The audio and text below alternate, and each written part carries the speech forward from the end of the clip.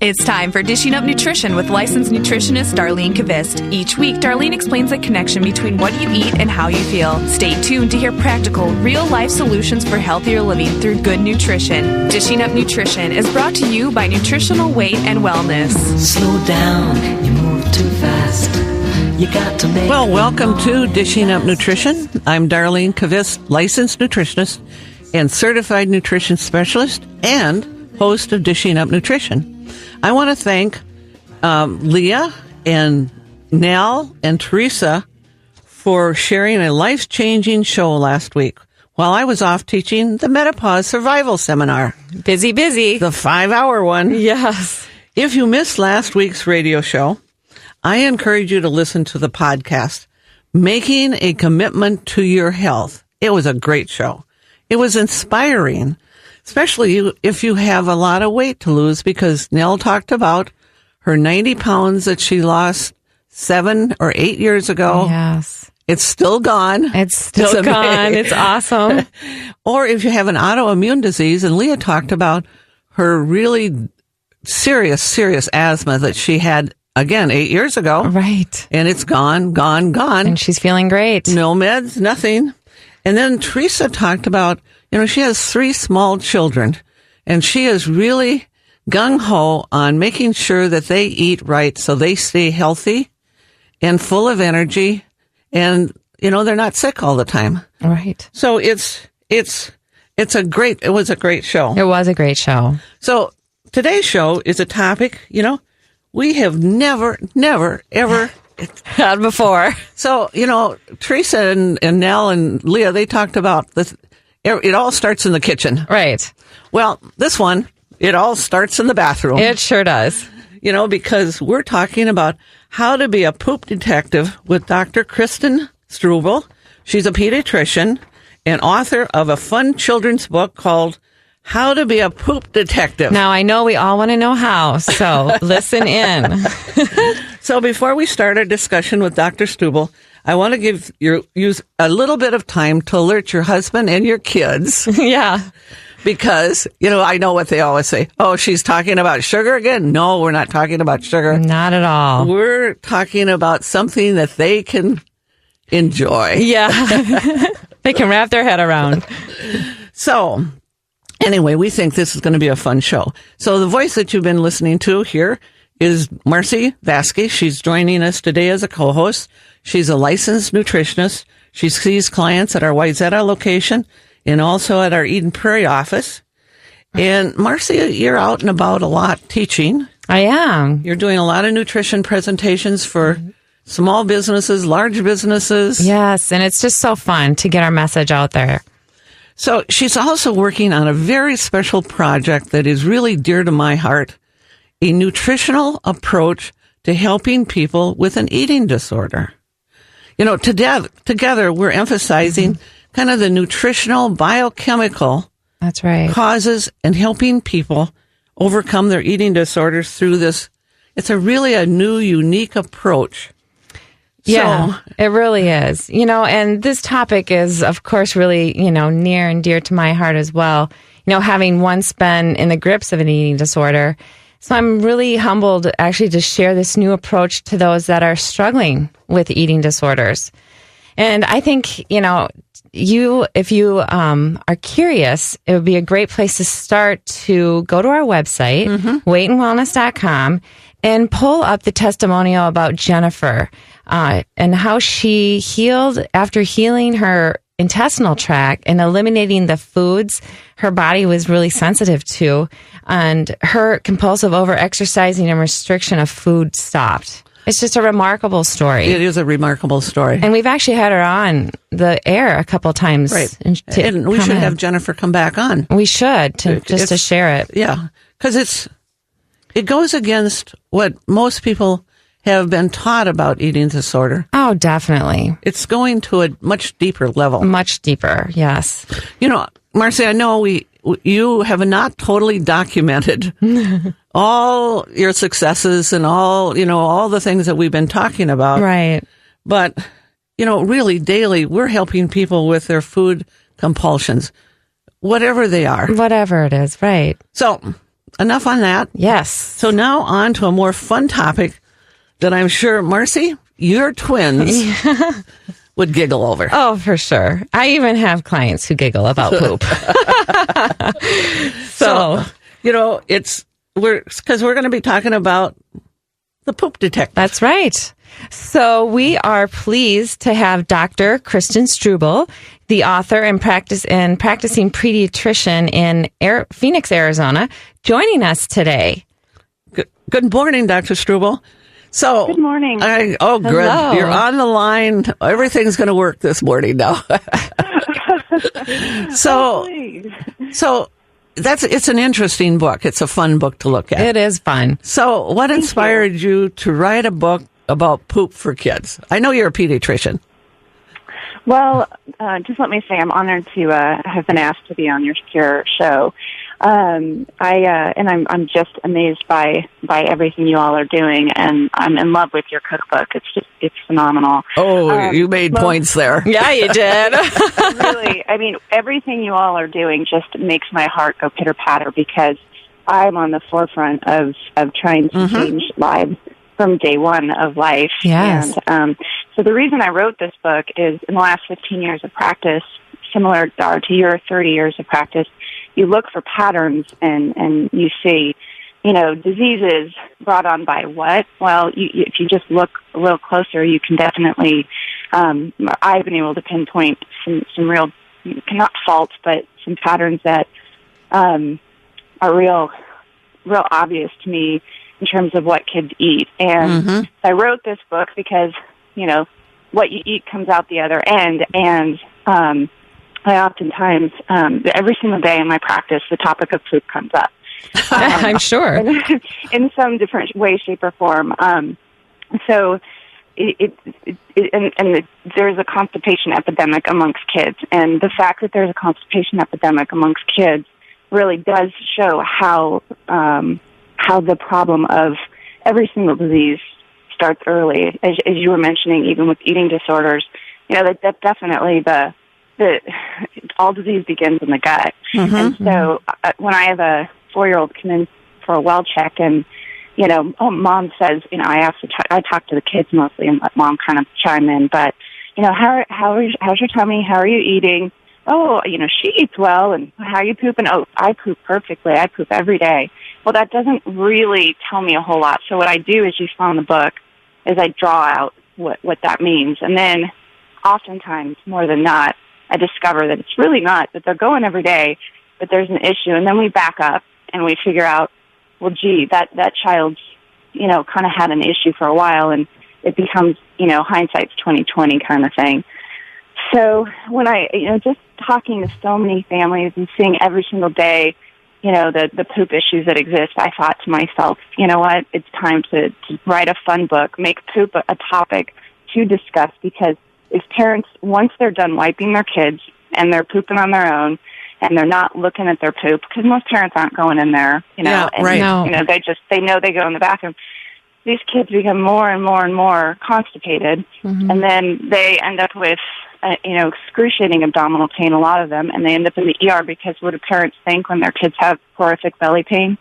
They have appendicitis. Yes. Yeah. Right. So then they go in, they take an x-ray, and they're full of poop, and then they have to back up. And the problem that I have is that we treat constipation with medication, but yet we don't ask, why are so many kids constipated? And so that's where the passion lies in me writing this book, because not only do I want people to really talk about poop with their kids, especially once they're not looking, even if they're in there every day going, it's really important, because then you look at why, and why is where what it looks like, but why is where my passion lies. Because nutrition is. I was a nutrition major in undergrad, and just focused on it a lot in med school. And we really don't get that much education on nutrition in med school or in residency. No, of course not. Yeah, and But so it's so important. I think even Marcy, you personally went through some of this as a kid, didn't you? Oh, yeah. I was definitely lots of tummy troubles, constipated as a kid, so had only we known then what we know now, could have saved me a lot of. It sounds like, Dr. Struble, you spend time educating your families, actually, on nutrition, probably, or what to feed kids. And Marcy, was that happening at all when you went to? No, it was happening not at all. And so it was just, probably parents didn't know either. Right. What are we going to do with you, Marcy? So put me on some Miralax. Well, that's the thing. And the problem is that we treat the disease rather than asking why all these healthy guts have the issue. And that's where I come in. I mean, from day one, from the day a child's born, their little GI tract, which, again, all disease begins in the gut, Hippocrates, I can't say it, that in 460 AD. Even with moms who are breastfeeding or babies on formula, we see intolerances at that point. We'll actually have kids who are so intolerant, and I'll tell you to what in a second, which you guys actually mentioned that in you have that in your cookbook, which I was really excited about, is dairy protein. Yes. So we'll see little babies with blood in their stool. And so we have moms go off of, if they're breastfeeding, go off of milk in particular, but pretty much all dairy products, and really limit other things and really try to figure out what the gut is saying. Why is it off? And oftentimes we can fix their problem. But then what happens is at a year, the most common recommendation is that kids go on cow's milk. And I am not a cow's milk pusher. I actually really try. That's a really hard thing to discourage families to do because it has been so ingrained that they need it. But therein lies the constipation evolution, and therein lies the asthma, allergies, eczema, and absolutely autoimmune disorders eventually, I do believe. In my opinion, a lot of the inflammatory states that we see within the body are directly affected by what we're eating, and more importantly, in kids, what we're taught is what they're supposed to be drinking, which is milk, and really they don't need it. And so that's a real big push, and probably the why of why are kids having so many gastrointestinal issues. Absolutely, processed foods are a huge part of it. Absolutely. So, Dr. Struble, we have to take a quick little break here, so hold on. And, we'll come back to our discussion in just a few minutes. Yeah. Yes. So you are listening to Dishing Up Nutrition, and I am Marcy Vasky, licensed nutritionist. And I'm in studio with Darlene Kavis, licensed nutritionist. And joining us today by phone from Phoenix, Arizona is Dr. Kristen Struble, a practicing pediatrician and author of a fun children's book titled How to Be a Poop Detective. So if you have questions for our guests, please call us here in the studio at 651-641-1071. Well, welcome back to Dishing Up Nutrition. Let me ask you a personal question. Do you have digestive problems? Do you have heartburn or acid reflux? Well, if you said yes, you're not alone, because 40% of people now take some type of antacid. That's almost half of us. So let me ask you another question, another personal question. Have you realized the cause of your acid reflux are the foods that you're eating? Think about this now. Yes. And you know what the foods that cause acid reflux? You're not going to like this. No. Cookies, cakes, bagels, bread, candy, sugar. The solution is not the little purple pill, but the solution is eating the Weight and Wellness eating plan. Healthy meat, vegetables, and good fat. So need to learn this way of eating? Check out our website at weightandwellness.com for a class starting very soon. And we have some callers, right? We sure do. Dr. Struble, we have callers. So okay. So let's get to it. So we have Kristen on the line. Welcome, Kristen, to Dishing Up Nutrition. Hi, thank you. Good morning. Hi, I just wanted to call in and make the connection that I had seen on an article online, but it was written by Slate, or was included in Slate several years ago. It's called The Real Reason Your Child Wets the Bed. And it references a Dr.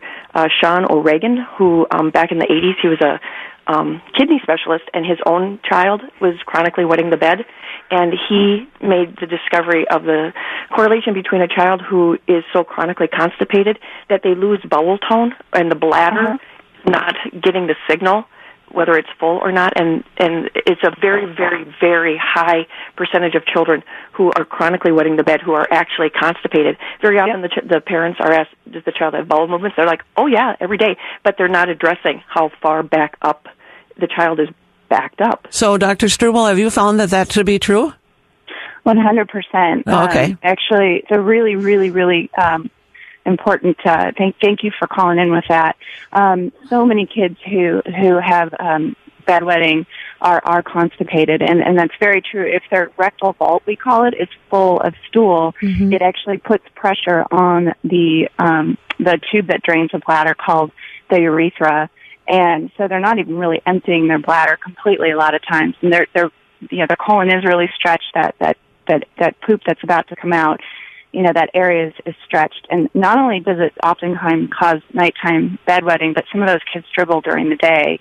And also, some kids actually end up with urinary tract infections recurrently because they're constipated. Makes sense. Yes, because again, that urine sits there and it's not able to come out. So a lot of times if you solve the constipation issue, they sleep better through the night, and they actually, that problem goes away. Interestingly enough, though, a lot of those kids who have bedwetting issues, have urinary tract infections, a lot of them have had a history of gastroesophageal reflux disease, and you can see that in their tonsils. I mean, you all know that just with your background. It's just amazing how our gut really talks to us. I mean, every organ system is affected, and even something that seems as simple as bedwetting, that definitely can be solved by making certain that we're moving our bowels properly, and that we're not full of poop, and you can regain that tone. By the way, it just takes a long time. So I think one of the things that you're really saying is, the babies that are born or the ones that have colic, right away, that's a sign and signal that they've got digestive problems, and they're probably having some issue with some type of food that they're taking in, even if it's breast milk, as you said. It's because of what mom is eating. So it's a new way to think about this, but I thought that was a great call because, when I was listening to you, I thought, we also work with a lot of adults, a lot of adult women that are also having some incontinence problems. It's one of the things that I probably don't check carefully enough is their level of constipation. Yes. I think I do, but you have to keep asking that over and over, don't we, Marcy? Oh, we do. Are you going? I mean, this is really worth the show today for parents to realize that that's really key to bedwetting. Great call. It is, definitely. And it's not just if they're going. Again, it's the... Yes. It's what it looks like. Right. Yeah. If your kiddo's clogging the toilet because they have such massive poops, or if they just have little... Well, that's what I talk about in my book. Right. Yeah, let's talk about that. Let's share that a little bit. Because you've got 5 different shapes, or S's, you call them. And I know shape is one of them. But talk about that a little bit, Dr. Struble. Okay, so the shape should look like a hot dog, a log, what I call a snake, something that's long and not a. It shouldn't be shaped like meatballs. They shouldn't look like baseballs. They shouldn't look like footballs. They should look long and like the shape of a hot dog. Some people describe it as a banana. It definitely should look like that pretty much every time you poop. If it's meatballs or the footballs or baseballs or then you know that you're in trouble. Even if they have logs in between, there's still probably an issue. There Yes. So that's the shape. And with that, it should be soft. So if you have the meatballs or the nuggets or however you want to describe it, that's not the logs. Then they're typically hard. They're typically firm, and those hurt coming out a lot of times. So, and then it should sink because as you both are, I'm sure, aware that if it floats, then that means that there's a lot of fat that's not being absorbed in the poop. And then it should be brown. It shouldn't be black or red or white or green. It should definitely be brown. And then here's the one that's really important is it should shoot out. It shouldn't be that kids have to sit there for 5, 10, 20 minutes. It should, you eat breakfast, you have that cephalocolic reflux, as it's called. Basically your brain sends a signal to that healthy gut down low. Okay, time to poop. You sit down. And you go. It comes out. Right. So... Great. So, Marcy, let's take another caller. Yeah. And because I think we can come back to this a little bit. Yeah, for sure. So let's talk to, hi, Samantha. Welcome to Dishing Up Nutrition. Good morning. Hi. So I have a question. I recently found out I have Crohn's, and like you said, hindsight is 20/20. I've had this since I was 10. Yep. And I stopped drinking milk. Very, okay, well, I have this, done with that because it's clearly causing me problems. And I started drinking lactate. So I was wondering what your opinion on that milk is, or if you would suggest like an almond, coconut, or like the Silk brand milk instead. Well, you know what? We have an opinion, but how about if Dr. Struble, did you hear that question? A lady, yes, a Crohn's. Okay. It's excellent. Yes, so your question is so awesome because that comes up all the time when I ask parents, how much milk do they drink or do they drink milk? And they say, nope, I'm lactose intolerant, so I don't drink milk. Well, then if I go further and say, what do you drink? They say, I drink lactate. Well, it's not the milk sugar that's the biggest issue. It's the casein in the cow's milk that is really tough on the gut. So that's the protein in the cow's milk. You are so right on.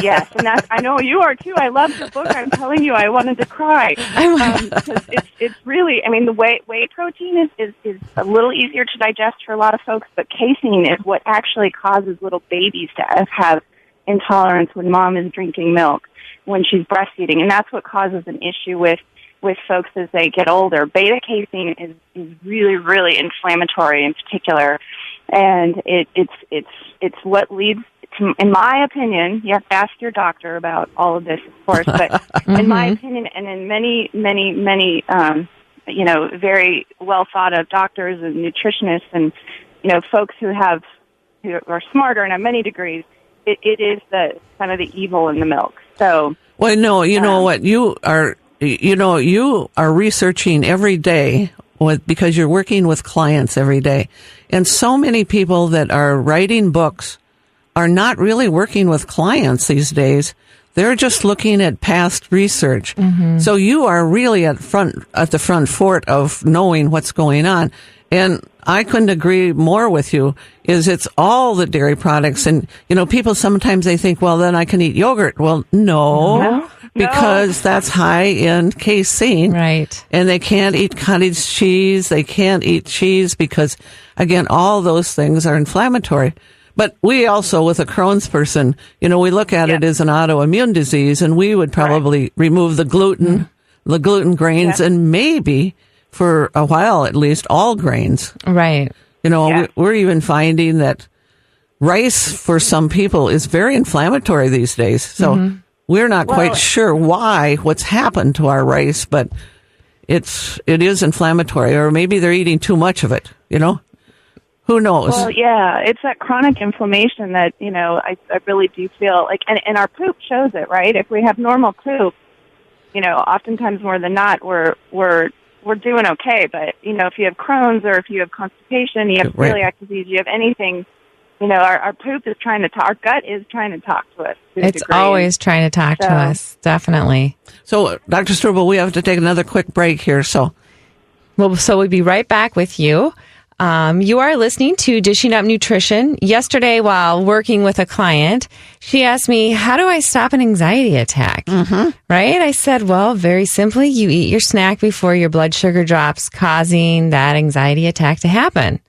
So her eyes popped open and she said, that simple? Uh-huh. It is that simple. It is that simple. She's like, well, I can do that because anxiety attacks are terrible. And they are. And I try to teach that to my clients all the time. Just make sure you get that snack or protein in is so important when it comes to, anxiety. When we come back from break, Dar and I will share some more snack ideas to stop your anxiety attacks. And if you have questions for our poop detective, Dr. Struble, please call 651-641-1071. Welcome back to Dishing Up Nutrition. Our Nutrition for Weight Loss Summer Success Program is in full swing. As I looked at the results from some class members that they're experiencing, I saw the following. Some people have lost 20 pounds. Wow. Amazing. Great. Some are 30, some 24. And, a lot of people have lost 10 to 14 pounds, which we, from 12 weeks, we think that's perfect. Oh, for sure. And it's all by just eating real food. No low fat. No starvation. No way.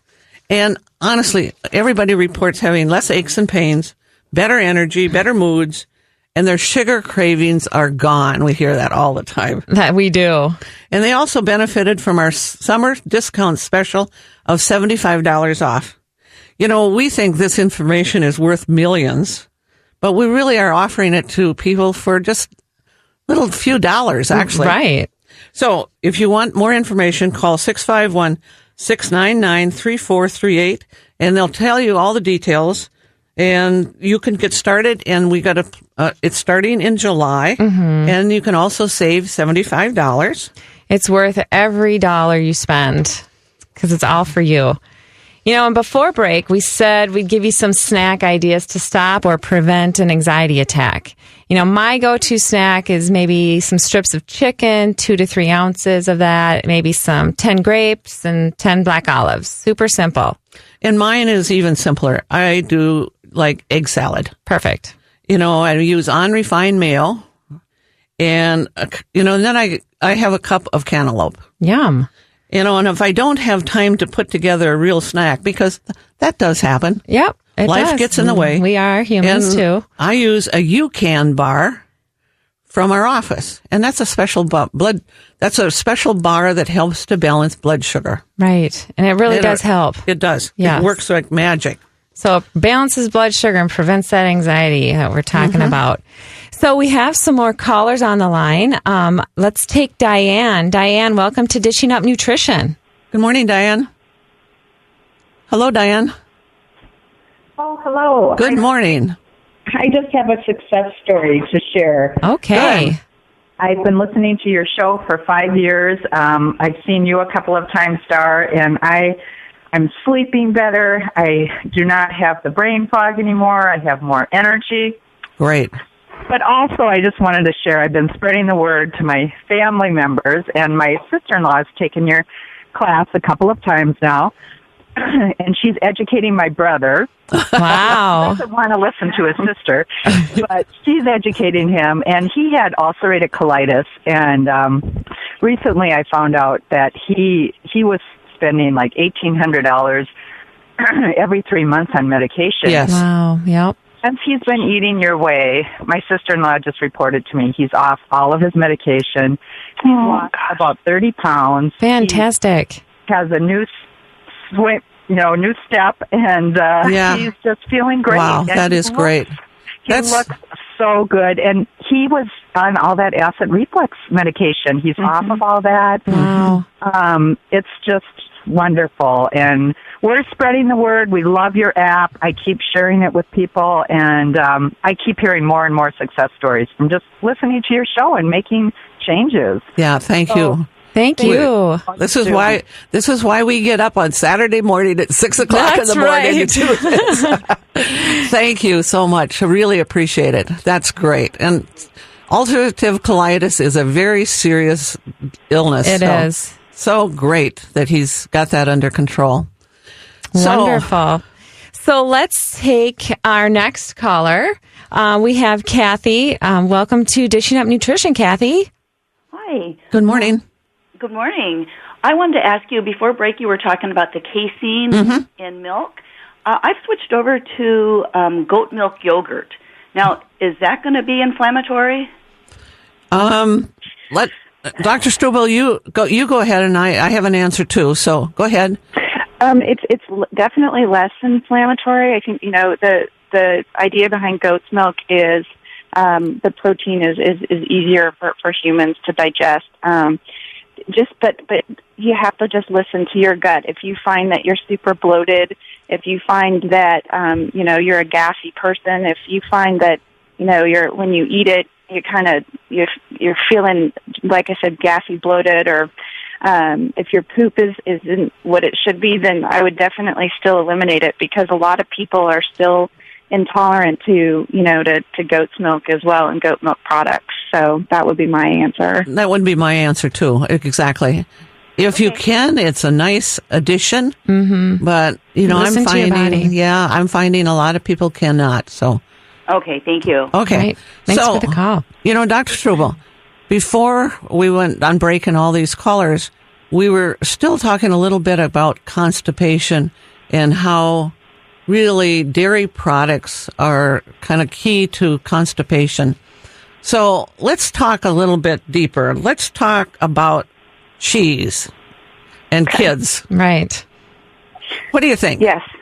Well, they're addicted. I mean, it's delicious, right? We all, really, it's yummy, but they are, and it's a go-to food for parents because, which is understandable because we feel, well, the calcium in there and the protein and the way it's advertised as such that it's the perfect food. But, it definitely, milk I do feel is the most constipating, but if kids aren't really drinking much milk and they're still constipated, chances are, the cheese is stopping them up, and even the yogurt, especially, as you mentioned, the yogurt, Greek yogurt, it's really high in protein. So if these kids are constipated, definitely I have them eliminate it for a month or two, and unfortunately we have to treat them with Marilax. I do try to do chia seeds and flaxseed and a lot of the good fiber to try to help get them moving.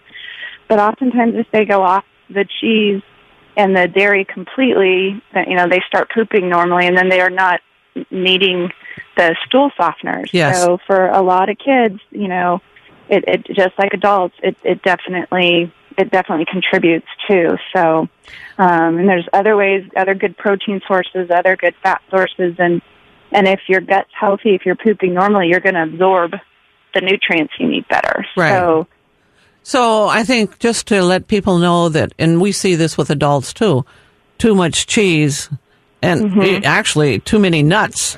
Right. Yes. That's another big one. There's another one that, and you don't see, usually you don't see kids eating too many nuts, but you do see adults eating too many, and then that leads to constipation. So, yes. Marcy, what are there some other things that we look at when we're working with people as far as just kids or adults? Right. Well, obviously all the carbs that people are eating in the way of processed foods and, the pastas, the crackers for kids. And that's definitely going to be constipating and causing all that inflammation. Yeah, it's tough because, as parents, obviously our number one goal is to do the right thing. And so most parents are so afraid that their kids aren't getting enough calories. So we want to try to fill them up with a lot of the foods that you're talking about, that cause issues. And so, boy, you gals are just doing amazing things. It's parents, really want to know too.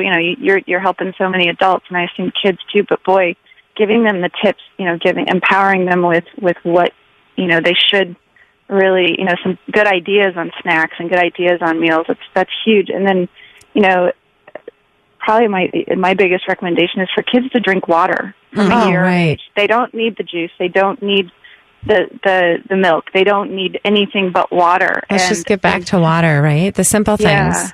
And actually, Dr. Struble, we have to go on another break. Okay. It happens so fast. It does. You are listening to Dishing Up Nutrition. Our topic today is about digestive problems, and our guest is Dr. Kristen Struble, author of How to Be a Poop Detective. And her website is www.kristenstruble.com. So you can check that out. And if you have questions, please call us in the studio at 651-641-1071. Well, welcome back to Dishing Up Nutrition. This summer we are offering the Weight and Wellness Series in 3 locations starting June 20th. The Weight and Wellness Series is 6 2-hour classes full of real usable nutrition information. we have a plan to help you with your digestive issues. We have a plan to lower your cholesterol. We have a plan to reduce aches and pains, and a plan to support your mood and energy. So if you bring a friend, you both will get $25 off. Questions about the class, again, call our front desk. It's 651-699-3438. We tell you everything. We do. We give you a plan for it all.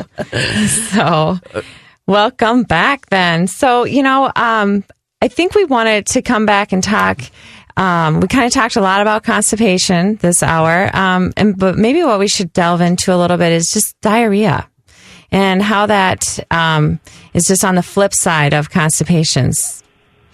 And I don't know, Dr. Struble, if you're finding people that, especially kids that have a lot of diarrhea. We certainly see it in adults, because we have adults that come in that's been struggling with diarrhea for 15 years, and they're going 10 times a day or more. I mean, it's awful. And I don't know if you're seeing that with children or not so much.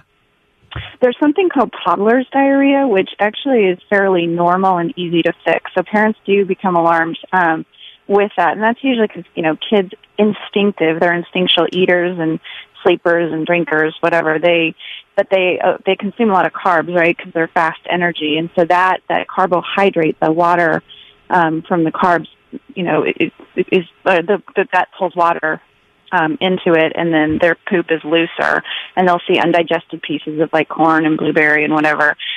So it's not a bad thing, but it might indicate that they're maybe just their gut's a little off. So I usually just tell parents to increase the good fat, increase avocado, increase coconut oil, increase some, to try to slow the gut down a little bit, and then maybe, some good protein. So, but if kids if I have a 5-year-old or a 10-year-old or any age beyond toddler years come in with diarrhea, you have to ask about diet, just like you do with constipation. Mm-hmm. Well, I know, I know when we're working with adults, and I think with kids too, and I hear this a lot, kids go to school and then they feel nauseous, they have cramps, they want to go home, and they don't really have the flu. But again, I always look at, like you do, milk, is that milk and cereal that they're having for breakfast. It's probably, and it is a real thing that's going on in their body. And then sometimes I think school officials and parents start to believe that it's more psychological. They don't want to go to school. Yeah. Right. But really, they're feeling lousy. And of course they don't want to go to school. But, and with kids, you definitely need, if they're having chronic diarrhea, you definitely need to do a workup. Make sure that there isn't anything wrong, like your Crohn's disease, your celiac disease, your ulcerative colitis, but more oftentimes than not, it is dietary. And so I agree. And if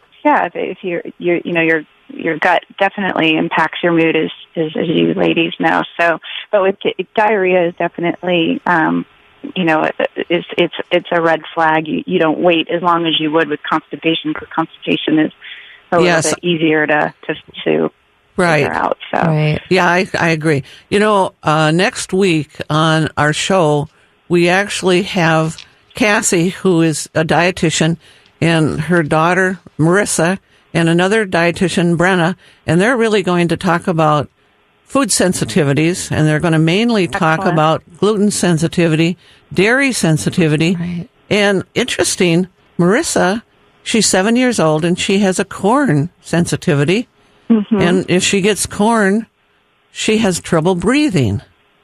So foods are, everybody is so different. Right. And how it is expressed and comes out in your body is different for everybody. Yeah.